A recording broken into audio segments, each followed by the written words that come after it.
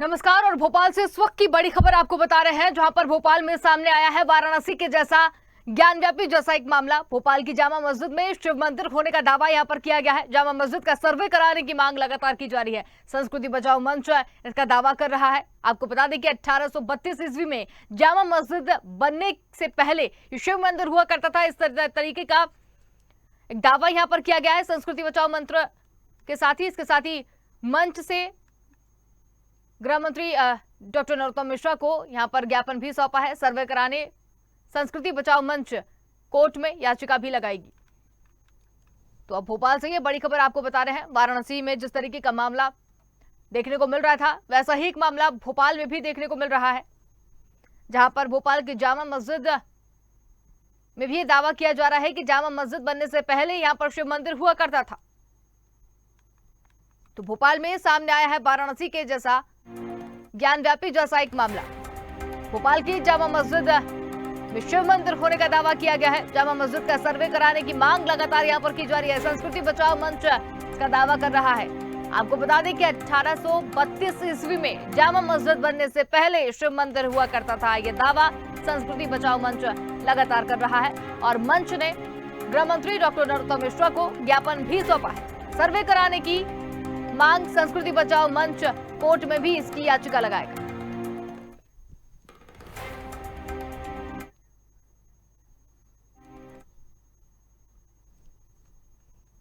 माननीय गृह मंत्री जी को आज संस्कृति बचाओ मंच ने यह ज्ञापन दिया है कि कुदैसिया बेगम जो कि 1800 जिन्होंने जो 8वीं शासिका थी भोपाल राज्य की, उन्होंने 1832 ईस्वी में यहाँ मस्जिद का निर्माण, जामा मस्जिद चौक की इसका निर्माण कराया और 1857 में वो पूर्ण हुई है। और पूर्ण होने के पश्चात उन्होंने हयाते कुदीस में ये लिखा है कि जो है यहाँ पर शिव जी का मंदिर था खंडर रूपा, उसको हमने तोड़कर मस्जिद का निर्माण किया है और ये सभा मंडप के नाम से जाना जाता था। उन्होंने अपनी स्वयं की जीवनी में लिखा है, हम इस आधार पर और भी हमारे पास साक्ष्य हैं, उन साक्ष्यों के आधार पर हम माननीय गृह मंत्री जी से निवेदन कर रहे हैं कि पुरातत्व विभाग से इसकी जांच कराई जाए, सर्वे कराया जाए और उस स्थान को संरक्षित किया जाए, जिससे कि कहीं, क्योंकि अब जब हम याचिका दायर करेंगे तो हो सकता है उस आज कोर्ट में याचिका दायर कर रहे हैं, हो सकता है कि उस स्थान की छेड़छाड़ भी हो, इसलिए हम ये भी चाहते हैं कि वो संरक्षित स्थान हो जाए और कोर्ट में आज हम 12:30 बजे याचिका दायर करेंगे। माननीय गृह मंत्री जी ने कहा है कि मैं इस पर जो है जैसा भी होता है वो विचार करके और आदेश करता। और इसी खबर पर विवेक राणा हमारे साथ बने हुए हैं। जी विवेक, ज्ञानव्यापी जैसा एक मामला राजधानी भोपाल में भी देखने को मिल रहा है, क्या दावा संस्कृति बचाओ मंच करता हुआ नजर आ रहा है और क्या मांग ये करता हुआ नजर आ रहा है? पूरे देश में ज्ञानव्यापी जो मामला है वो कहीं ना कहीं चर्चा, पूरे देश में ज्ञान व्यापी जो मामला है वो कहीं ना कहीं चर्चा का विषय बना हुआ है। मगर मध्य प्रदेश की राजधानी भोपाल की बात की जाए तो ज्ञान व्यापी जैसा एक मामला राजधानी भोपाल के जामा मस्जिद का आया, जहां पे संस्कृति बचाओ मंच ने दावा किया है कि जो जामा मस्जिद है उसके जो नीचे है शिव मंदिर है। आपको यहाँ की तस्वीर दिखाना चाहते हैं कि किस प्रकार से जो जामा मस्जिद के बाहर की जो बनावट है या दरवाजा की बात की जाए तो किस प्रकार से, क्योंकि कई वर्षों से ये जो जामा मस्जिद है वो पुराने भोपाल में है, मगर संस्कृति बचाओ मंच दावा कर रही है कि जो जामा मस्जिद है वो 800 ईसा पूर्व पहले यहाँ शिव मंदिर हुआ करता था, नीचे शिव मंदिर था, उसके ऊपर कहीं ना कहीं जो मस्जिद है वो बनाई गई है। मगर जिस प्रकार से जो संस्कृति बचाओ मंच के जो लोग मध्य प्रदेश के गृह मंत्री नरोत्तम मिश्रा के पास ज्ञापन देने पहुंचे थे, उसके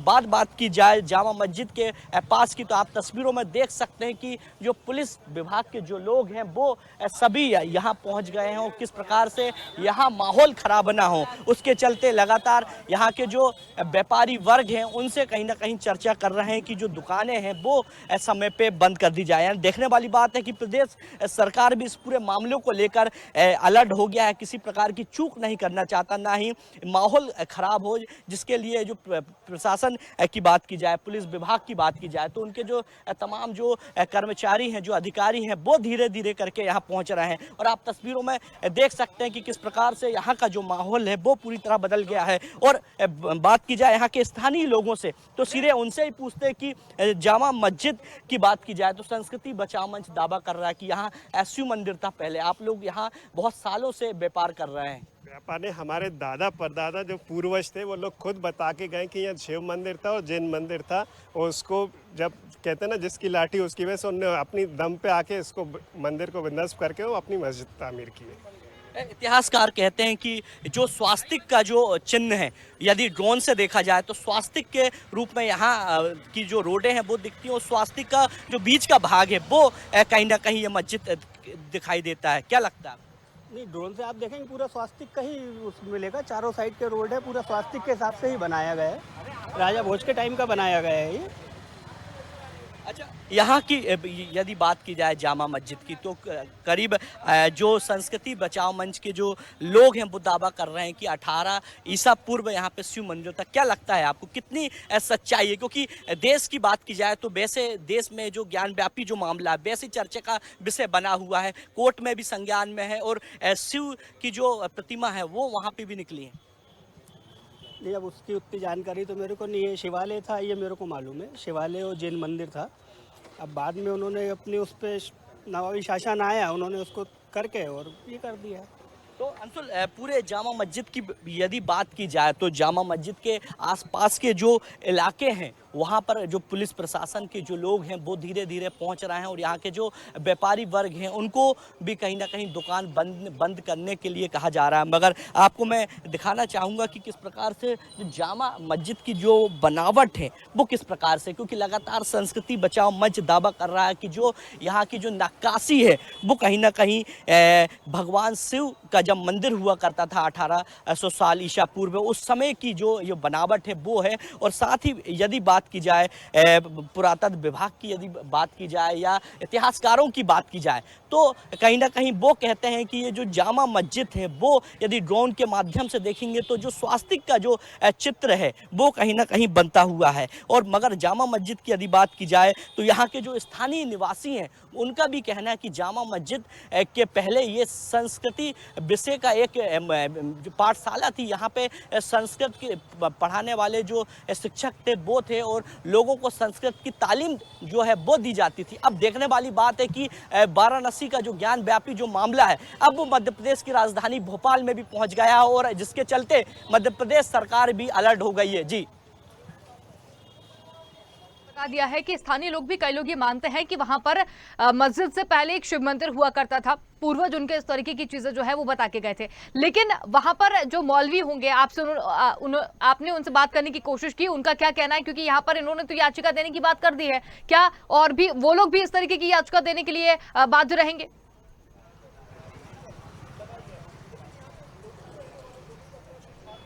अंशुल, संस्कृति बचाओ मंच की यदि बात की जाए तो करीब 12 बजे कोर्ट पहुंचेंगे और कोर्ट में याचिका लगाएंगे कि जो जामा मस्जिद है उसमें शिव मंदिर है जिसको लेकर जो जांच है, जो सर्वे है वो कराना चाहिए। मगर पूरे मामले की यदि बात की जाए तो अभी जो मुस्लिम समुदाय के जो मौलवी होते हैं उनकी तरफ से किसी प्रकार का जो बयान है वो नहीं आया है। मगर कांग्रेस की तरफ से कहीं ना कहीं एक बयान आया है। कांग्रेस का कहना है कि ये जो पूरा देश में जो माहौल खराब चल रहा है वो केवल बीजेपी पार्टी के कारण चल रहा है। और मध्य प्रदेश की बात की जाए तो मध्य प्रदेश में यदि ऐसा मामला सामने आ रहा है तो बीजेपी पार्टी के कहने पर यह मामला आ रहा है, क्योंकि मध्य प्रदेश में लगातार बढ़ती बेरोजगारी, महंगाई और तमाम ऐसे मुद्दे हैं जिसको लेकर बीजेपी पार्टी के जो लोग हैं इस मुद्दों को लेकर आम जनता को भटकाना चाहते हैं, जिसके लिए ये जो एक नया जो मुद्दा है वो कहीं ना कहीं बनाया गया है। मगर बात की जाए यहाँ के स्थानीय निवासियों की तो स्थानीय निवासियों का साफ तौर पर कहना है कि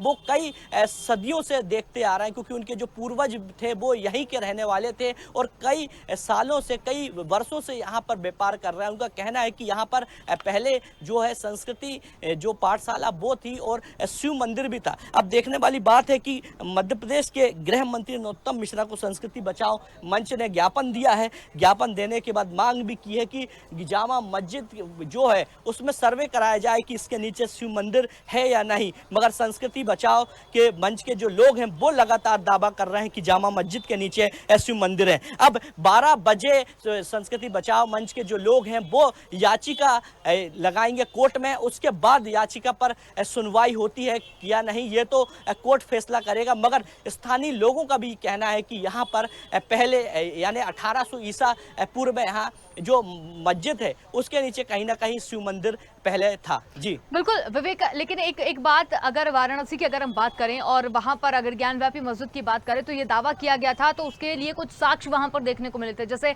नंदी महाराज की वहां पर मूर्ति थी और भी बहुत सारी चीजें, कुछ चिन्ह वहां पर देखने को मिले थे।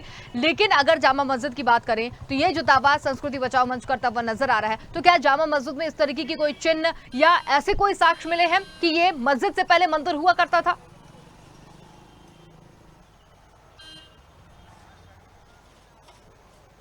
बिल्कुल अंशुल, यदि वाराणसी की बात की जाए तो वाराणसी में जिस प्रकार से जो साक्ष्य मिले हैं उससे साफ साफ सिद्ध हो रहा है कि वहां पर जो पहले शिव मंदिर था, क्योंकि नंदी महाराज की बात की जाए तो नंदी महाराज की। जी विवेक, आप पर हम लौटेंगे और हमारे पास दो मेहमान इस पर जुड़ गए हैं, जिसमें कांग्रेस नेता हमारे साथ अभिनव बरौलिया जुड़ गए हैं और पूर्व विधायक बीजेपी से हमारे साथ शंकरलाल तिवारी जुड़ गए हैं। आप दोनों का ही बहुत स्वागत है सर। तो सबसे पहले हम शंकरलाल तिवारी से जानना चाहेंगे। शंकरलाल जी, संस्कृति बचाओ मंच ने इस तरीके की जो एक दावा यहाँ पर किया है कि जो भोपाल की जामा मस्जिद है वो पहले मंदिर हुआ करता था, इस बारे में आपका क्या कहना है?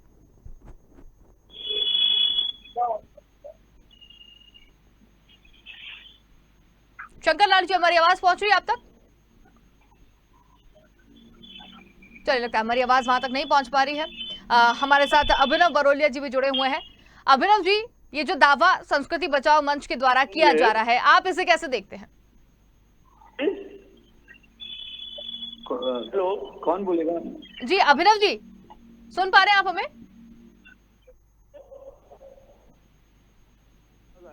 हेलो, चलिए, शंकरलाल जी, हमारी आवाज पहुंच रही है आप तक? हाँ आ रही है जी सर, सवाल मेरा आपसे ये है कि ये जो संस्कृति बचाओ मंच ने इस तरीके का दावा यहाँ पर किया है, आप इसे किस नजरिए से देखते हैं? देखिए, नजरिया अपना साफ है कि यदि संस्कृत बचाओ मंच ने उस दावे के महत्व को, दावे के अनुरूप तथ्यों को वही बता सकते हैं, उन्हीं की जानकारी में उन्होंने कोई जानकारी इकट्ठी की होगी। अभी चूंकि ये मामला पूरी तरीके से साफ नहीं है कि किस आधार पर वो ये बातें कह रहे हैं जी, इसलिए मेरे द्वारा कुछ कह पाना तो बहुत उचित नहीं होगा। चलिए अभिनव जी, सवाल मेरा आपसे, आप हमें सुन पा रहे हैं अभिनव जी? जी बिल्कुल सुन पा रहा हूँ। बिल्कुल अभिनव जी, आपका क्या कहना है इस मामले को लेकर? मैं ये कहना चाहूंगा, ये मध्य प्रदेश सरकार का दायित्व है कि किस तरीके से, ये बहुत सेंसिटिव इशू है इस समय जो चल रहा है माहौल, तो इसकी मतलब जो भी ये संस्कृति बचाओ मंच है, जो भी है, अगर कोई नोटोरियस, अगर कुछ भी ऐसी एलिमेंट्स हैं जो देश में इस तरीके के माहौल बन रहे हैं और कुछ हो रहा है, अगर कुछ भी हरकत है तो इसका जांच होनी चाहिए और सब कुछ होना चाहिए। मतलब ये बहुत सेंसिटिव इशू है हर धर्म के लिए, चाहे हिंदू हो चाहे मुस्लिम हो। और अभी एक तरीके से बात ये कहना चाहूंगा कि मुद्दे अभी जो चल रहे हैं, बेरोजगारी और पेट्रोल डीजल के दाम, आज गैस का दाम आज फिर बढ़ गए 350 रुपए, मतलब ये मुद्दे अभी ज्वलंत मुद्दे हैं। अभी इन मुद्दों को दबाने के लिए कौन क्या कर रहा है, कैसे क्या हो रहा है, इसके बारे में भी जांच होना चाहिए और समझना चाहिए इन चीजों को, क्योंकि ये सरकार का दायित्व है। मैं तो मतलब टोटल अभी सरकार को बोलूंगा इस सेंसिटिव इशू को बहुत ध्यानपूर्वक देखे और हमारी उम्मीद है मध्य प्रदेश सरकार से, शिवराज सिंह चौहान जी की सरकार से, कि इस इशू पे, मतलब ये शांति का टापू है मध्य प्रदेश एक तरीके से, तो यहाँ पे माहौल खराब ना हो। चलिए ठीक है, हमारे साथ में संस्कृति बचाओ मंच के संरक्षक चंद्रशेखर तिवारी जी भी जुड़ गए हैं। चंद्रशेखर जी, एक यहाँ पर संस्कृति बचाओ मंच ने दावा किया है कि जामा मस्जिद पहले शिव मंदिर हुआ करता था। यहाँ पर अभी हमने बीजेपी से जो पूर्व विधायक रहे हैं शंकरलाल तिवारी जी, उनसे भी जानने की कोशिश की। उन्होंने भी ये कहा है कि ये मामला उनके पास से सारे साक्ष्य और किस तरीके के दावे किए गए हैं ये संस्कृति बचाओ मंच सबसे अच्छे से जानता है। तो आपसे भी जानना चाहेंगे कि किन दावों को लेकर आपने इस तरीके की याचिका दी है? भोपाल राज्य की 8वीं शासिका कुदैसिया बेगम ने हयाते कुदीस में ये उल्लेख किया है कि भोपाल चौक बाजार स्थित जामा मस्जिद का निर्माण 1832 ईस्वी में प्रारंभ हुआ और 1857 ईस्वी में संपन्न हुआ, पूर्ण हुआ। उसमें 5 लाख की राशि उस समय में लगी थी। उन्होंने ये भी उल्लेख किया है हयात कुदीस में कि इस यहाँ पर एक विशालकाय शिव मंदिर था जिसको कि सभा मंडप के रूप में जाना जाता था, उसको तोड़कर मंदिर का निर्माण किया, मस्जिद का निर्माण किया गया है। और दूसरा उन्होंने ये तक लिखा है कि इसमें जो गुंबज है, इसमें जो शिखर है, इसमें जो नक्काशी है, वो सब मंदिर नुमा है। तो मंदिर को तोड़कर और मस्जिद का निर्माण किया गया है। मुगलों ने जब शासन किया उस समय में सारे हमारे धर्म स्थलों को विध्वंस करके हीरे जवाहरात, सोना इत्यादि लूट कर और मंदिर को तोड़कर और मस्जिदों का निर्माण किया गया है। 3 मस्जिदें तो पूरे विश्व के सामने हैं, जिसमें कि हमारी अयोध्या का फैसला आ चुका है। ज्ञानवापी में सर्वे चली रहा है, उसमें भी सारे साक्ष्य मिल रहे हैं। तीसरी मथुरा की जन्मभूमि जो भगवान कृष्ण की जन्मभूमि वो है। और 30,000 मस्जिदों की और लिस्ट है, चाहे आप धार की भोजशाला मान लें, चाहे उज्जैन की मस्जिद मान लें, और चाहे मध्य प्रदेश में विदिशा की मस्जिद मान लें, चाहे भोपाल की चौक बाजार की मस्जिद मान लें।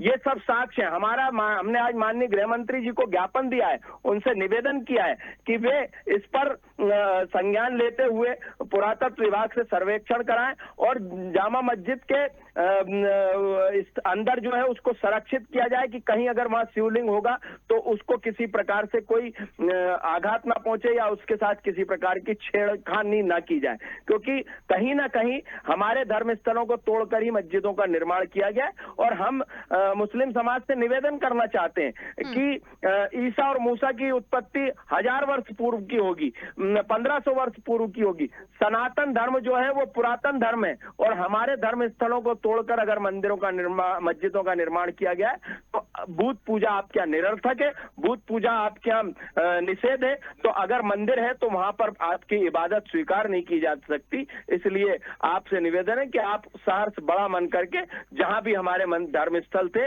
इतिहास में अगर उसका उल्लेख है तो उन धर्म स्थलों को हिंदू समाज को सौंप देना चाहिए। चंद्रशेखर जी, लेकिन एक बड़ा सवाल यहाँ पर यह है, जब ज्ञानव्यापी का मामला पूरे देश में देखने को मिल रहा है, सभी लोगों की निगाहें वहां पर टिकी हुई हैं और उसके बाद ही जो आपका जामा मस्जिद का ख्याल आपके मन में आया है, तो ये ज्ञानव्यापी को देख के आपको ऐसा लगा कि यहाँ पर भी ऐसा पहले आपकी जानकारी में पहले से होगा, क्योंकि जिस तरीके से जानकारी आपने यहाँ पर दी है वो 100% सही हो सकती है। तो क्या आपको क्या लग रहा है, ज्ञानव्यापी के साथ में आप ये मस्जिद को भी आप लेना चाहते हैं? बिल्कुल नहीं, ज्ञानव्यापी अलग मुद्दा है, हमारा मुद्दा अलग है।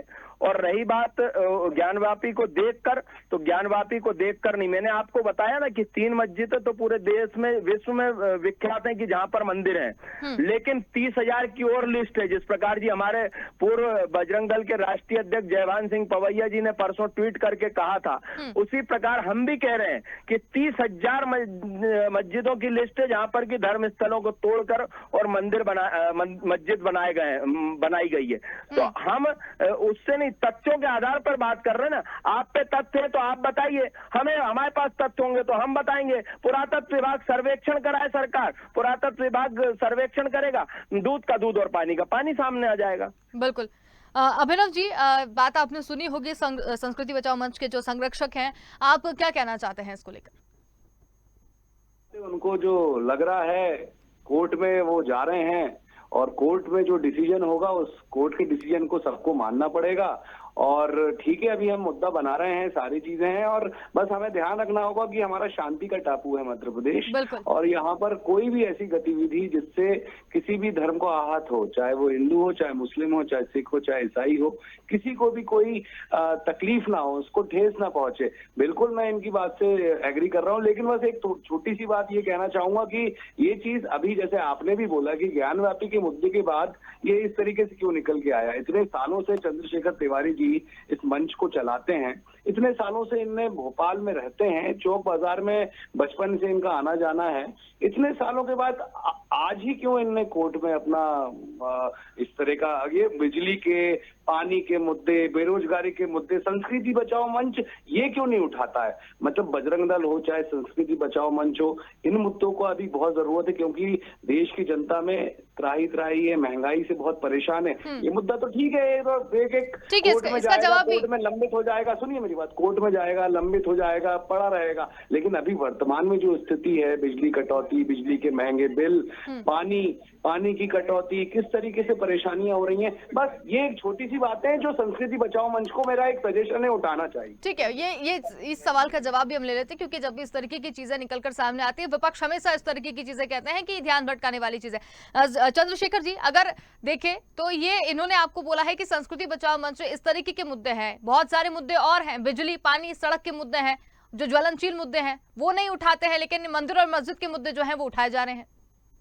संस्कृति बचाओ मंच सामाजिक संगठन है, आप राजनीतिक संगठन के व्यक्ति हैं, आप राजनीतिक संगठन के पदाधिकारी होंगे, प्रवक्ता होंगे, आप विपक्ष में हैं, आपको सरकार की कमियां और ये आपको देखना चाहिए। हम तो आम नागरिक हैं, हम आम नागरिक होने के नाते और हम सामाजिक संगठन, धार्मिक संगठन होने के नाते हमारे जो मुद्दे हैं उन पे हम बात करते हैं। कोरोना काल में हम लोगों ने जो कार्य किया, भोजन वितरण का कार्य किया, ऑक्सीजन सिलेंडर लोगों को दिलाए, वेंटिलेटर दिलाए, लोगों को भर्ती कराया, ये हमारे काम है, ना कि हमारे को सड़क, बिजली और पानी के लिए हम खड़े होने, या कोई हमारे यहाँ लव जिहाद के मामले होते हैं, या कोई बच्चे कोई अनाथ हो जाते हैं, या परित्यागता महिलाएं हैं, इन लोगों के संरक्षण और इनकी जिम्मेदारी हम लोग उठाते हैं। सरकार के मुद्दे, आप विपक्ष में, कल आप सरकार में होंगे तो विपक्ष, सरकार वाले लोग विपक्ष में आ जाएंगे तो वो मुद्दे उठाएंगे। ये आपका डिपार्टमेंट है, आपको उठाना चाहिए। आपका विपक्ष अगर मजबूत नहीं है